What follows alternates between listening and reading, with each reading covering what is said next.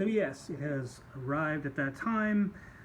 We're going to talk about Shakespeare a bit because he is the single most important playwright in human history, not just in the English language, but ever. Um, Last week we were looking at playwrights and what playwrights do and how they contribute to the theater process. And if you were say stranded on a desert island and you needed to study theater and you only had one playwright to choose to learn everything you needed to know about theater, there is no choice. You'd choose Shakespeare. I mean, he is the most absurdly greatest playwright ever, whether you think so or not. Again, you don't have to like anything that we talk about in class, but I will say you're wrong about that. He's amazing. I'm going to do my best over the next couple of lectures to try and change your mind about Shakespeare. I'm going to fail at this ultimately because I know, but I'll do my best because it is a thing worth fighting for. Anyway, hopefully you're following along with the PowerPoint lecture that I uploaded. It would be helpful if you do.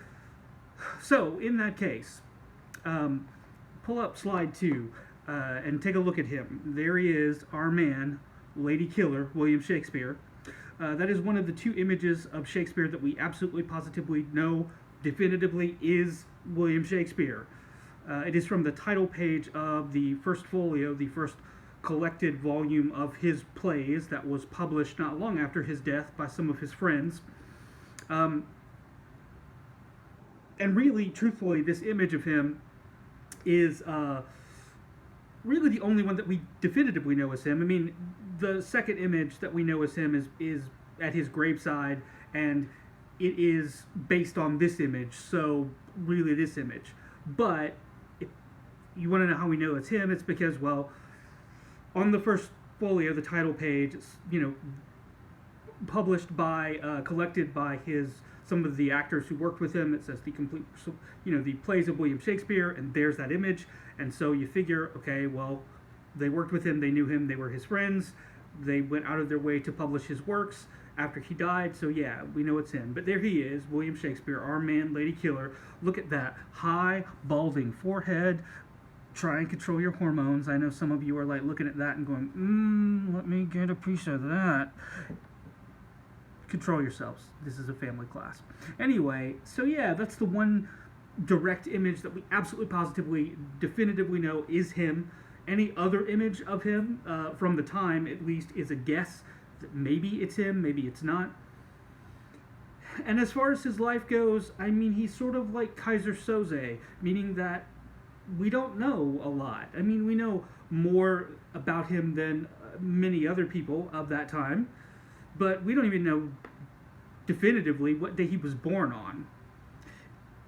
The earliest record of William Shakespeare is his baptism on April 26, 1564, in the church at Stratford upon Avon, which is where he was born and grew up.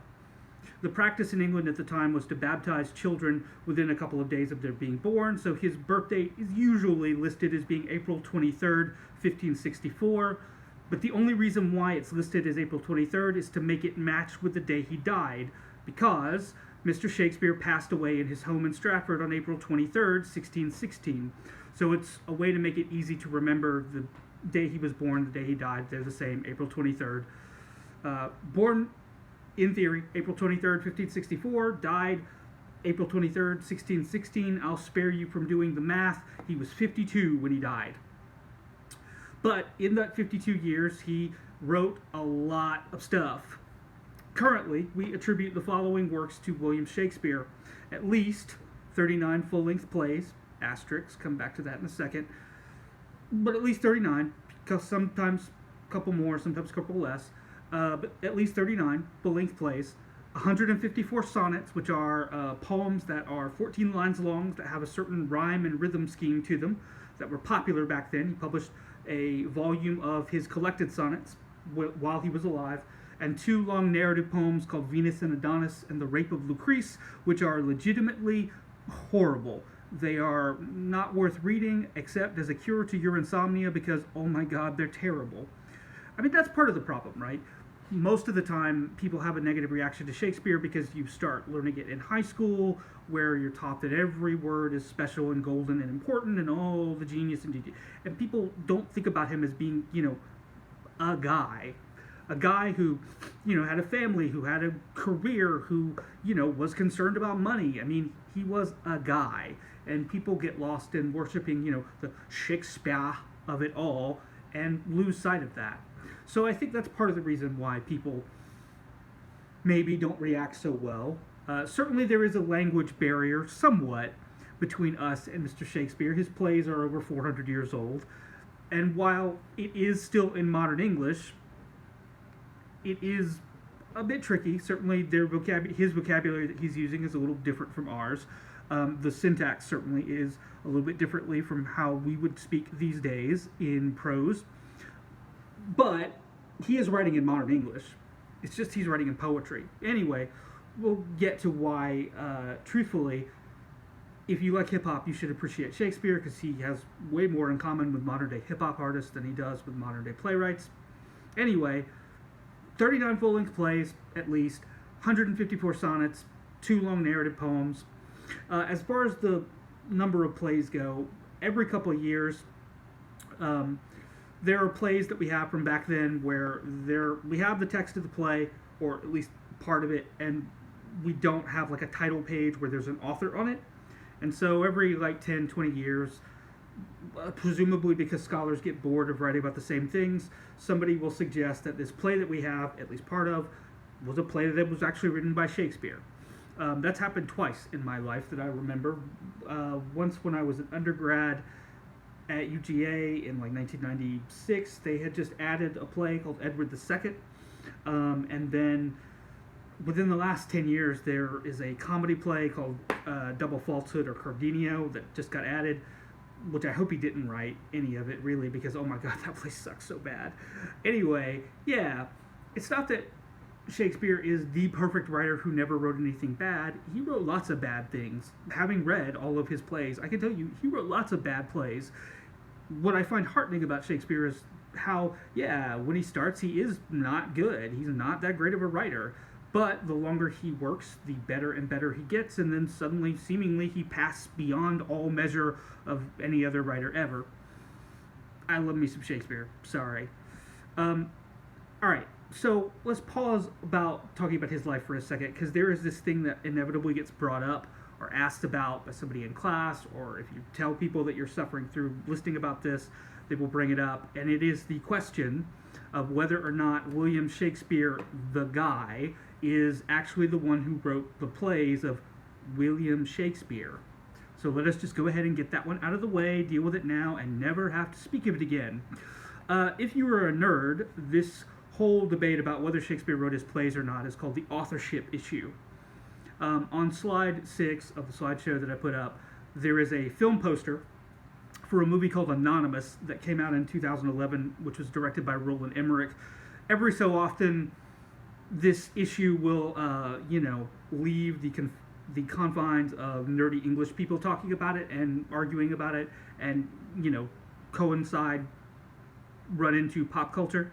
So Anonymous, this movie in 2011, is about this issue, about Shakespeare didn't really write Shakespeare. Before I get into that, can I just make my obligatory cheap shot about that movie specifically? Advancing on to slide 7, I would be careful about making your potential literary evidentiary arguments based around the movie directed by the same guy who directed, the following movies: Independence Day, Day After Tomorrow, Stargate, The Bad Godzilla in 1990 with Matthew Broderick. Because, all those movies suck. I mean, Independence Day sucks less, but let's face it, Independence Day isn't any good, except for Will Smith, and Will Smith is, great in it. But if you don't have Will Smith punching an alien and saying, "Welcome to Earth," Independence Day, nobody wants to see it. It's not very good, and you know how I know it? Because nobody saw Independence Day 2, which didn't have Will Smith. Anyway, all the others, they're terrible movies. Yeah, I would hesitate to believe a movie based around the guy who directed those movies as being a worthwhile thing to consider, but that's cheap. So let me actually get into the background on the whole authorship question. This crap all got started in the 1800s when some non-scholarly folks stated that no one with Shakespeare's humble background could possibly produce such amazing works of poetry. Right? It's a class-based argument. Okay? If you buy into it, that Shakespeare was a country bumpkin, he was from BFE, he was middle of nowhere, how could he possibly write such amazing works of poetry? What you're saying is that nobody from Grovetown, Georgia is capable of writing something amazing. Nobody from Burke County, Georgia is capable of writing something amazing. Yeah, it's a class-based argument, and accordingly, it's crap. Some people are gifted no matter where they come from or who they are or what family they're born to. Some people are gifted. Shakespeare was. Anyway, over the years, there have been 80 potential candidates who have been theorized to be the secret, hidden author of the plays of Shakespeare. Some of those candidates are Sir Francis Bacon, who was a poet at the time, and a privateer, which means pirate, for Queen Elizabeth I. Cervantes, who was Spanish, he wrote the novel Don Quixote. The only problem with Cervantes being the secret author of Shakespeare is that Cervantes was Spanish, and he never learned to speak English, so apparently, after writing Don Quixote, he learned to be the greatest English writer ever, wrote all those plays, and never spoke or wrote another word of English for the rest of his life. That is dedication to secrecy. John Donne, who was an English metaphysical poet, yeah, we have his poetry. It's nothing like Shakespeare's writing. Christopher Marlowe, who was famous at the time, he was the most famous English playwright right before Shakespeare. His death, actually, will lead people, will basically cause Shakespeare's rise to prominence because Marlowe dies. But we have Marlowe's plays, and while there's similarity in terms of the style of plays and like the kind of form, blank verse, that he's writing in, yeah, the writing is just, it's not Shakespeare's. Walter Raleigh, you know, the guy founded North Carolina and Virginia. Queen Elizabeth I, King James I, Elvis Presley, Count Dracula. I mean, I am kidding about those last couple, but they're equally as ridiculous as the others. The most popular choice for not Shakespeare, looking at slide number 9, in 1920, there was a school teacher who was named, appropriately enough, J. Thomas Looney. He published a book called Shakespeare Identified. That book claimed that the true author of the works of Shakespeare was a gentleman with a capital G named Edward de Vere, the 17th Earl of Oxford, that guy with the stupid poofy collar down at the bottom of the slide. Here's the problem with that. Edward de Vere, the 17th Earl of Oxford, was a writer. He was in Elizabeth's court. He was a poet, but we have his poetry, some of it, not much of it, but we have some of it, and it's terrible. It doesn't, there's no similarity between his poetry and, you know, the poetry that is inherent in the sonnets and plays of Mr. Shakespeare. Also, Edward de Vere, the 17th Earl of Oxford, never claimed he was the secret author of Shakespeare. Yeah, no, that happened because in the 19 teens, it is possible in England to be a noble family but be poor because you've squandered all of your family wealth. And at the time when that book, in 1920, Shakespeare Identified, got written, the secret source that provided the grist for the mill of it was somebody who was from Edward de Vere's family, you know, their great-great-great-great-great-great-grandson or whatever, who weirdly suddenly came out with, oh yeah, it was a family secret. We don't have anything written down or anything, but we've just handed it down for hundreds of years that, you know, Edward de Vere, 17th Earl of Oxford, you know, my great whatever, was really the author of Shakespeare. I'm serious. I mean it. Will you pay me for this interview? That's problematic. Edward de Vere died before a lot of the big plays were written, and the language and poetry, it's really different. His writing sucks comparatively. Yeah, it's not a real choice. I get taken to task for this all the time by students about not being fair and balanced, so cold to the idea that Shakespeare didn't write his plays. So, I am not going to be, you know, accused of being unfair. If you're looking at slide 10, that tells you that the slide after follows, slide 11, is a list featuring in as exhaustive detail as I could all of the direct evidence and proof that William Shakespeare was not the author of the plays of William Shakespeare. And I expect you to memorize every single item on that list. You will be tested on it, and when you flip that slide to the next slide that lists the complete list of evidence, it is absolutely blank because there isn't a single bit of credible documented evidence. There's nothing at all that would suggest that the plays of William Shakespeare are written by anybody except a guy named William Shakespeare. Okay? Conspiracy theory thinking drives me nuts. Like, by the very nature, they're impossible to disprove. For the people that want to invest in this and believe it, the very fact that the title page of the collected works of William Shakespeare says the plays of William Shakespeare is proof positive that Shakespeare didn't write Shakespeare. There is no arguing with those people. If you go down that rabbit hole, say goodbye to your sanity. Shakespeare wrote Shakespeare. So, let's get back to talking about the real guy for a sec. All right, going forward, on slide 13, you can see a picture of Shakespeare's home in Stratford-upon-Avon. That name, Stratford-upon-Avon, that just simply means the town of Stratford that sits next to the river Avon. His dad was a guy named John Shakespeare. John Shakespeare was a firmly lower middle class kind of guy. He was a glove maker. That was his profession. Eventually he would become an alderman, which is like a lower city council person. Totally illiterate his entire life, never learned to read or write, didn't need to. When he became a city council member, if he had to sign a document or anything, he just put an X on the signature line. His mother was named Mary Arden. Mary Arden was the daughter of an affluent farmer, but basically back then, if you are a guy and you want to marry someone's daughter, you get paid what's called a dowry. And if you are taking the oldest daughter and marrying her, you get the most money, and so on down the line. Because, basically the dad was paying you to take the daughter off of his hands. Mary Arden was not the oldest daughter in her family, so even though her family was reasonably affluent from nearby, she was far enough down the list of daughters that John Shakespeare did not climb socially from marrying Mary Arden. They remain pretty squarely, firmly middle class. Stratford is out in the middle of nowhere. It is hundreds of miles away from civilization. It is BFE. Lower middle class country bumpkins. That's kind of who these people are. William, our man, Lady Killer, was the third child born out of 8 children, and he is the oldest surviving boy in the family. On slide 14, I gave you a very quick and kind of depressing glimpse at the rest of the immediate Shakespeare family. Because, basically what happens is, at this point, literacy is really low. Most people can't read. If you are upper class rich, you have a better chance of being educated and able to read, but for the most part, certainly for people out in the countryside, you're not going to be the most well-educated, probably. Medicine, as we think of it, doesn't really exist. They think the body is controlled by a series of things called the 4 humors: red blood, yellow bile, black bile, and phlegm. And if one of those 4 gets out of balance, that's why you get sick. So, basically, once you get married, you start pumping out children, and you have as many as you can because you expect most of them to die. Infant mortality is really, really high at this point.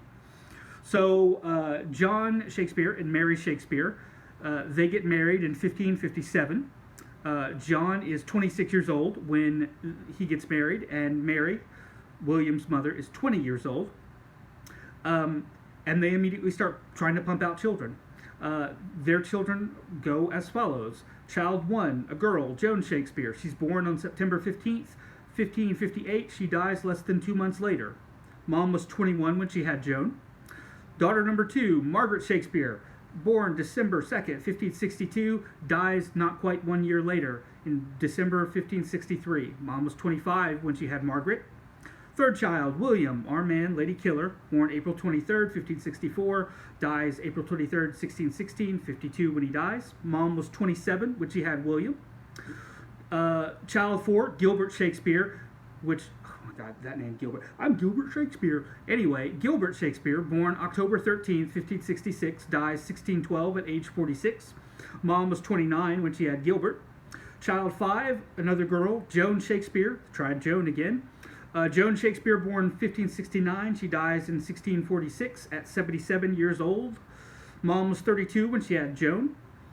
Child 6, Anne Shakespeare, born September 28th, 1571. Dies 1579, 8 years old at her death.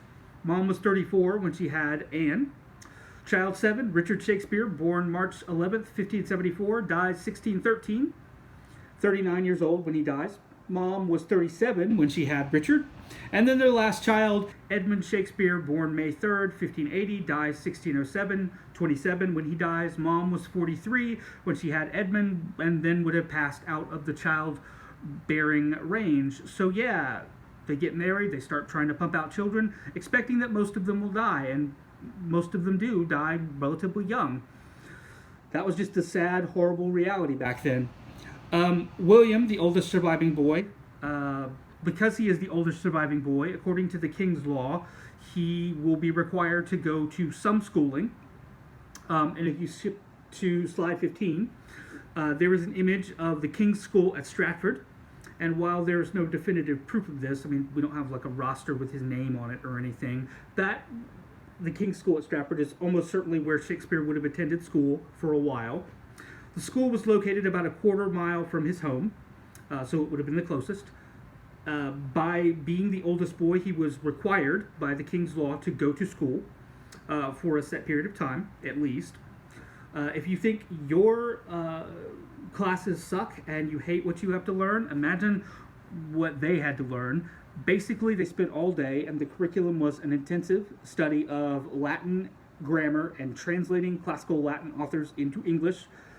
You did some math, but mostly it's just, learning to read Latin and Greek and turning it into English back and forth all day long. So if you think your schoolwork sucks, imagine doing that. If you can see that image, look at those tiny little desks and trying to squeeze back behind them. Anyway, Shakespeare probably attended school beginning at the age of 7, 1571, which is when he would have been required to start.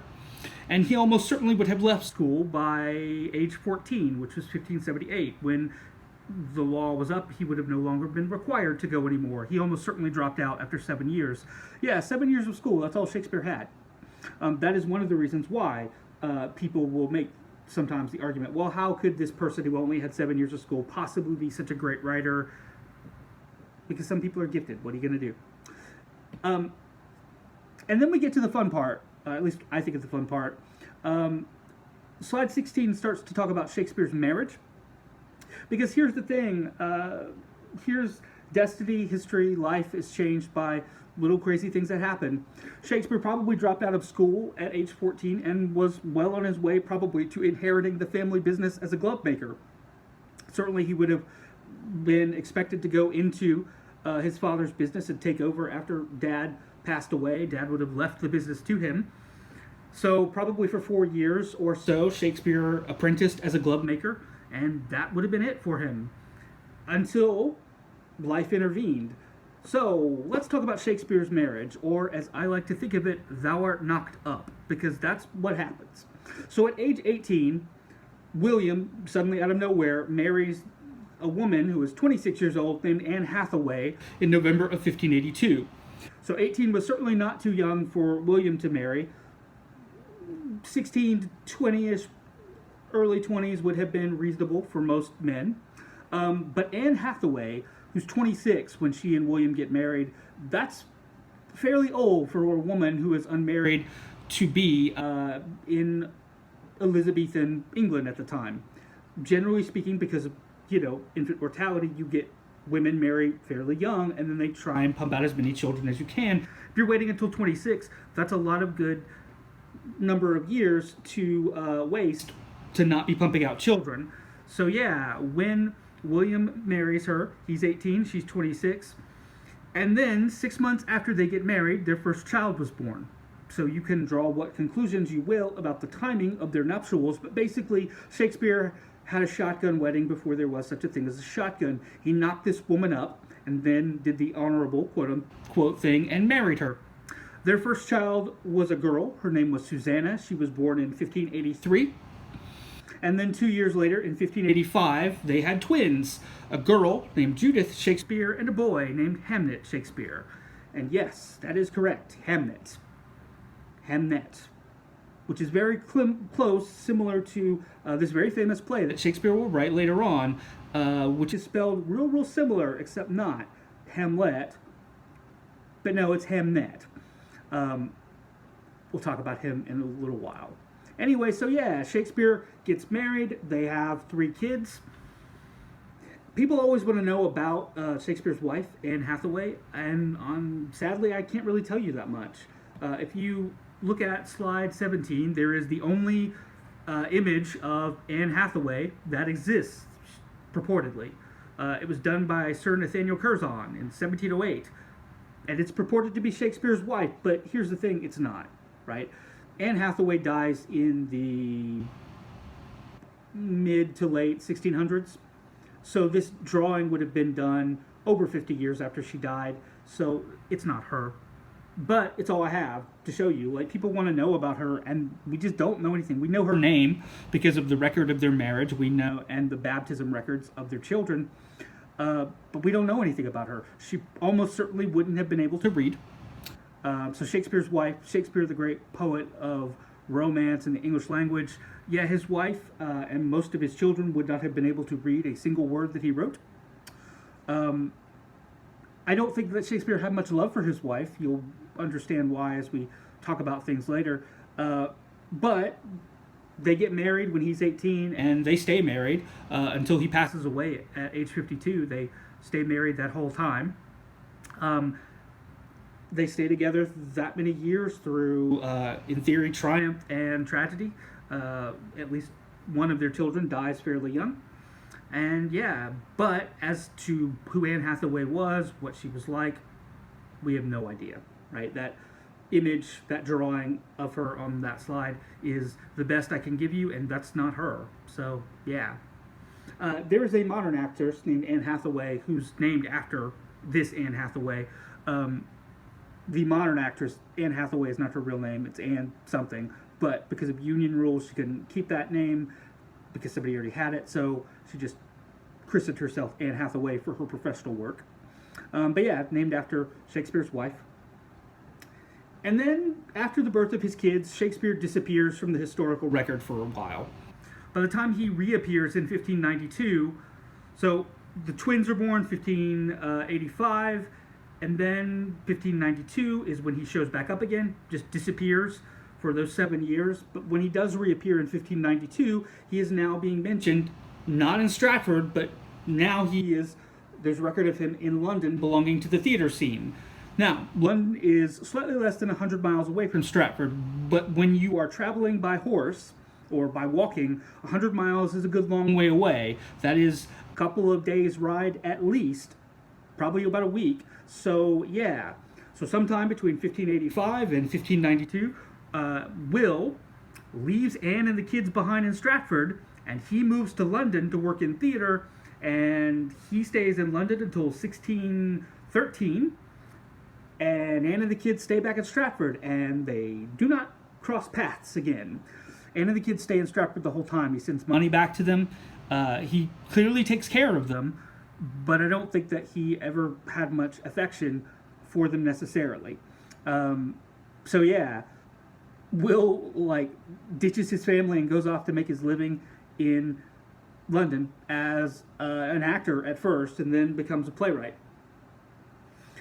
And that's where we will pause for a moment, and then we'll come back and I'll give you an impression of what the world that he was moving into in London was like in the late 1580s, with talking about Elizabeth I and, exciting things like that. All right, bye.